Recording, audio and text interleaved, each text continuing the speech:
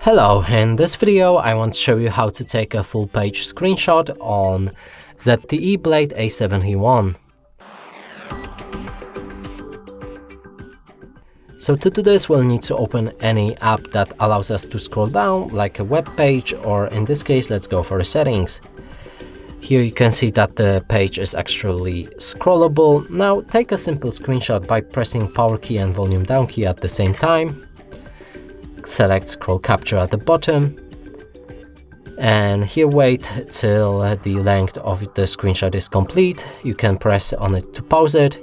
Now press on the save button and your screenshot of a full page should be saved. And that's it for this video. Hope you like it. Please consider subscribing to our channel, leave a like and a comment below.